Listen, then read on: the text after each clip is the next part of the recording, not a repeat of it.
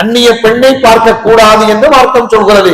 ஆனால் திருமணம் என்று சொன்னால் பெண்ணை போய் பார்க்க வேண்டும் என்று மார்க்கம் சொல்கிறது. அதாவது அந்த பெண் உங்களுக்கு பிடித்திருக்கிறதா, இதையும் கவனத்தில் எடுக்க வேண்டும். அதாவது உம்மா பார்த்துட்டோம் வாப்பா பார்த்துட்டோம் என்பது அல்ல.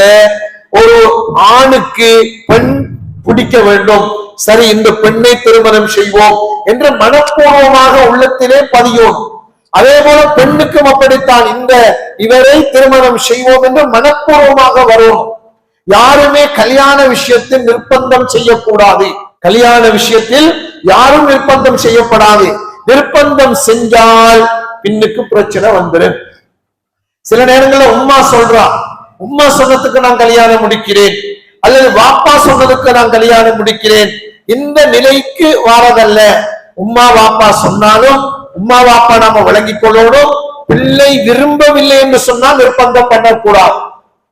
ஆம்பளை பிள்ளையோ பொம்பளை பிள்ளையோ விரும்ப இல்ல, நிர்பந்தம் பண்ணக்கூடாது.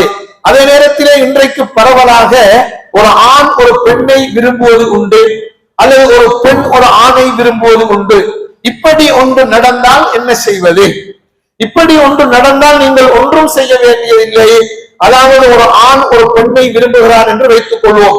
அந்த பெண்ணுடைய குடும்பம், அந்த பெண்ணுடைய நிலை எல்லாம் நல்லா இருக்குது, நல்ல புள்ள, நல்ல குடும்பம், நல்ல நிலைமை, அல்ஹம்துலில்லாஹ், பேசி நிக்காஹ் செஞ்சு வச்சிடறது.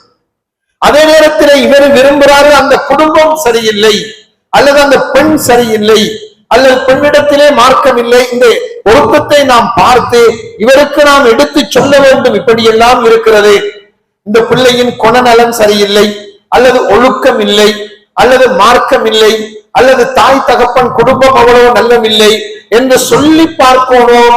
என்று சொல்லி பார்த்து பல முறை அவருடன் பேசி இல்லை இதே தான் வேண்டும் என்று சொன்னால், ஒன்றும் செய்ய முடியாவிட்டால் கடைசியிலே கூட்டிக் கொண்டு ஓடி விடுவதற்கு முன்பதாக அவனுக்கு சொல்லிக் கொடுக்க வேண்டும்.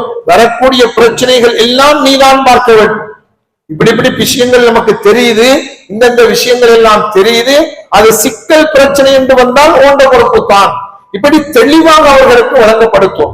அதே போல ஒரு பெண்ணும் அப்படித்தான். பெண்ணும் ஒரு ஆணை விரும்பினால், நல்லவராக இருந்தால், நல்ல நிலைமையில் பொருத்தமாக இருந்தால் செய்து வைக்க வேண்டியதுதான்.